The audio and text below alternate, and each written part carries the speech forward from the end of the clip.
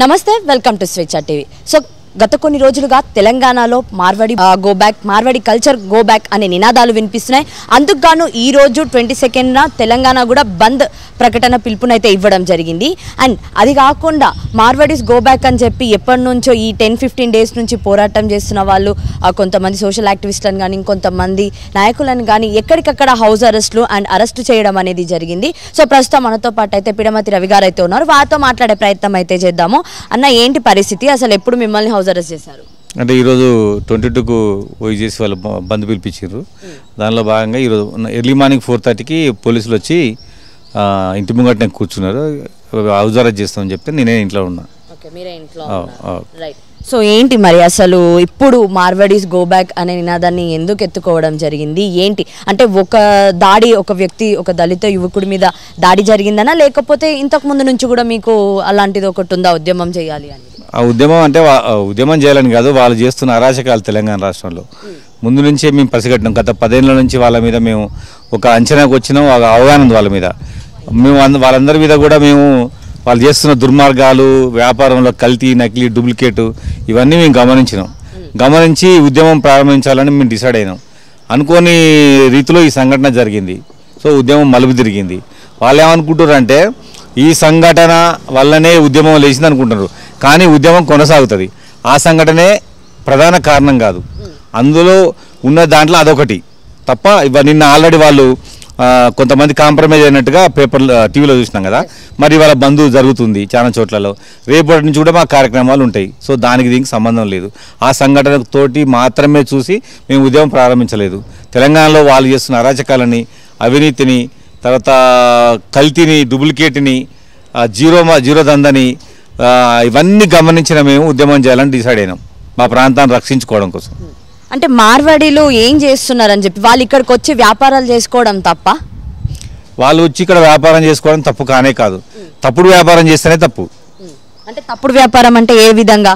ఇప్పుడు నకిలీలు అమ్మడం తప్పు, కల్తీ నూనె కల్తీ, డాల్డా కల్తీ, నెయ్యి కల్తీ, పాలు కల్తీ అట్లా చేయడం తప్పు కదా. దానివల్ల మీకు ఆదాయం వస్తుంది, తెలంగాణ ప్రజలకు అనారోగ్యం వస్తుంది. అందుకోసమనే మేము దాన్ని వద్దని చెప్తున్నాం.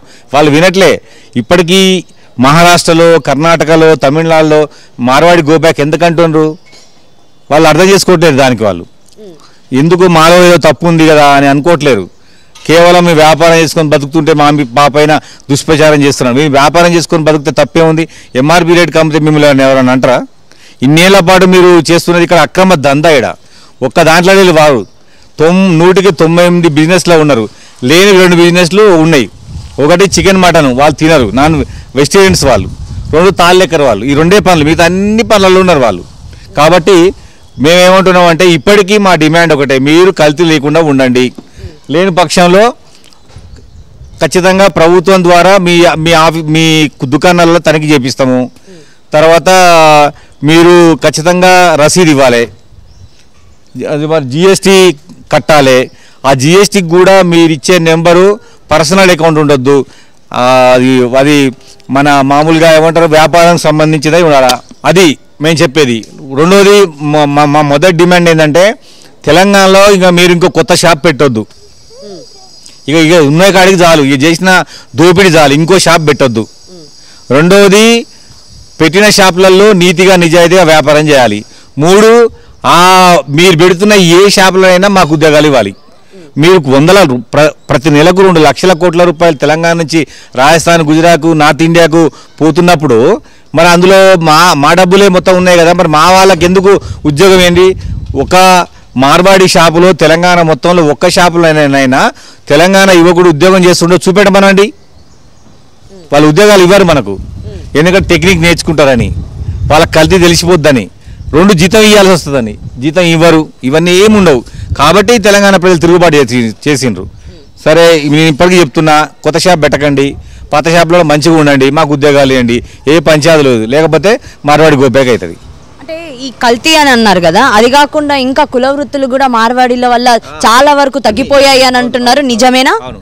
ఇప్పుడు తెలంగాణలో రజక వృత్తి, మంగళ వృత్తి, బట్టల షాపులు, విశ్వకర్మలకు సంబంధించిన 5 ఎవరైతే చేతి వృత్తులు చేసుకుంటారో ఫ్యాన్సీ కొట్లు, ఇది మన కోమట్లు చేసుకునే ఫ్యాన్సీ, కోమట్లు చేసుకునే కిరాణా దుకాణం మొత్తం పోయినాయి వాళ్ళు చేయబట్టి. కాబట్టి మేమేమంటున్నాం అంటే మా చేతి వృత్తులు పోయినాయి, సరే మీరు ఏం వ్యాపారం చేసినా కానీ కల్తీ లేకుండా చేస్తే బాగుండేది కదా. కల్తీ చేసిండ్రు, వాళ్ళే రియల్ ఎస్టేట్ చేస్తుండ్రు, వాళ్ళే బిల్డర్లు అవుతుండ్రు, మార్బుల్ వ్యాపారం వాళ్ళదే, బంగారం వ్యాపారం వాళ్ళదే. అసలు వాళ్ళు లేని వ్యాపారం చెప్పినా రెండే వ్యాపారాలు లేరు, అన్ని వ్యాపారాలలో వాళ్ళు ఉన్నారు. ఇది కుదరదు తెలంగాణలో. మాకు ఈ కొత్త ఏం కాదు, ఒక 4-5 ఏళ్ళైనా కొట్లాడి వాళ్ళని మాత్రం ఎక్కడికి వెళ్ళి పంపిస్తాం, ఇది మాత్రం నిజం. అంటే ఇప్పుడు ఒక ఉద్యమం ఎత్తుకున్నారు, కానీ ఇప్పుడు ఎక్కడికెక్కడ కూడా ఎక్కడ చూసినా హౌస్ అరెస్ట్లు ఇక్కడ మీరే కాదు వేరే చోట కూడా పృథ్వీ గారిని కానివ్వండి, లేకపోతే వేరే వాళ్ళని కూడా తెలంగాణ శ్యామ్ అతను మాట్లాడుతుంటే అతన్ని అరెస్ట్ చేయడం అంటే ఇక్కడ ఎక్కడ పడితే అక్కడ అరెస్టులు చేస్తున్నారు. కాబట్టి ఏమైనా ఈ ఉద్యమం ఇప్పుడు మలుపు తిరిగే అవకాశాలు ఏమైనా ఉన్నాయా?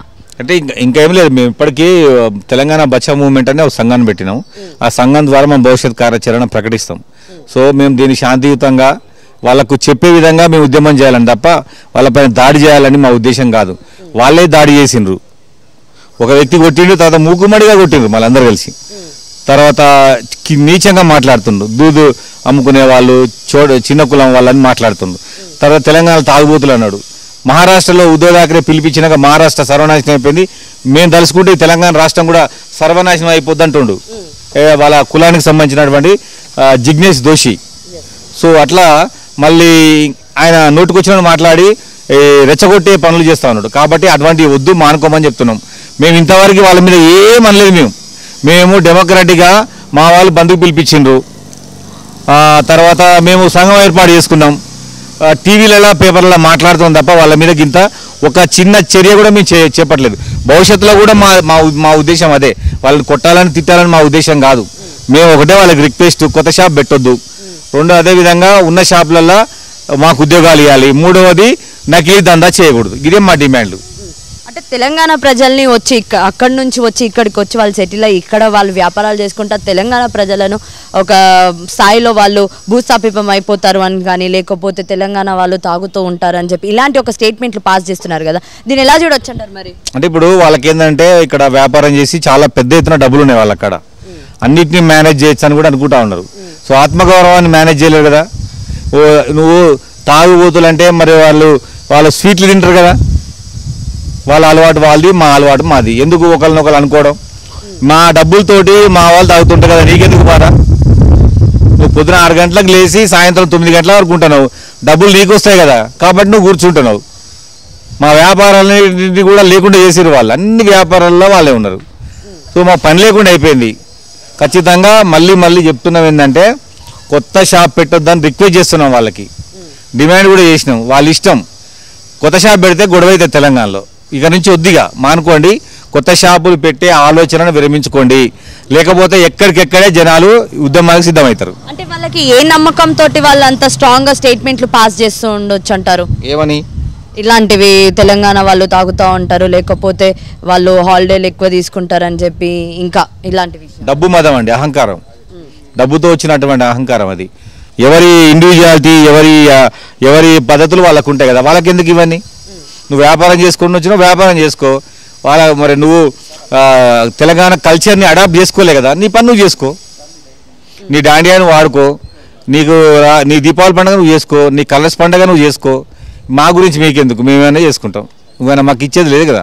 సో ఫైనల్గా ఇప్పుడు ప్రస్తుతానికి మీ డిమాండ్ ఏంటి? అండ్ ఎక్కడికక్కడ హౌస్ అరెస్ట్లు చేయడం అనేది కూడా మనం చూస్తున్నాము, మరి ఇది ఇలాగనే కంటిన్యూ అవుతుందా లేదు అని అంటే మీరు కొంచెం హోల్డ్ అవుతారా? ఇప్పుడు నిజానికి ఇప్పుడు పోలీసులు అరెస్ట్ చేసినటువంటి వాళ్ళలో బంధు పిలిపించిన వాళ్ళు ఎవరు లేరు.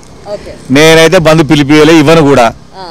పృథ్వీ బంధు పిలిపివ్వలేదు, విఠల్ బంధు పిలిపివ్వలేదు, మా వాళ్ళు ఎవరు కూడా బంధు పిలిపివ్వలేదు. రాష్ట్ర ప్రభుత్వానికి నష్టం కలిగించేటువంటిది ఏది మేము చెయ్యం.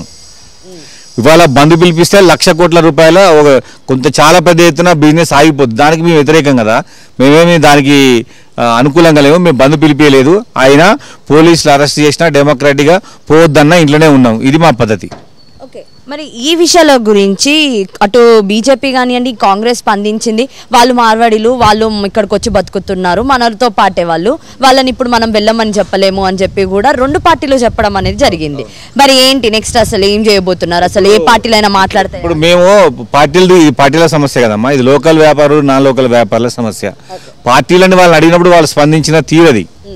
సో మేమేమంటున్నామంటే మీరు వచ్చి ఇక్కడ వ్యాపారాలు చేసి బతకొచ్చు, మమ్మల్ని కూడా బతకనే ఉంటారు. మా వ్యాపారం మా గాలి మా దగ్గర కిరాయిలు తీసుకొని మమ్మల్ని బతకనేయకుండా చేస్తే ఎట్లా? మమ్మల్ని కూడా బతకనేయండి. వాళ్ళని కూడా మేము వద్దనట్లేం కదా. ఇప్పుడు ఎప్పటి నుంచో 100 ఏళ్ళ నుంచి వచ్చిన వాళ్ళతో ఏ సమస్య లేదు, కొత్తగా వచ్చిన వాళ్ళతోనే సమస్య. రోజు కొత్తగా వచ్చేవాళ్ళు, మళ్ళీ కొత్తగా వచ్చిన వాళ్ళు 20 ఏళ్ల క్రితం తెలంగాణ వచ్చినాక ఇది పెద్ద స్వర్గధామం అన్నమాట.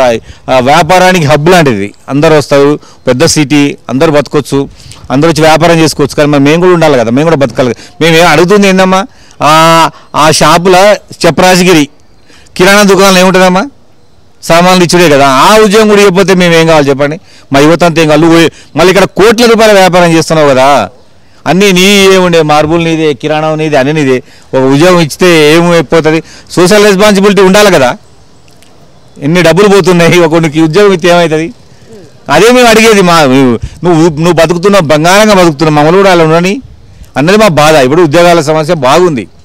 సో దానికోసమని మా రిక్వెస్ట్ ఏంటంటే, ఒక పోస్టు, చిన్న పోస్టు, చెపరాసి, అటెండరు, తుడతానికి అయినా ఇస్తే 5,000 10,000 జీతం వస్తుంది కదా. అట్లా మా రిక్వెస్ట్.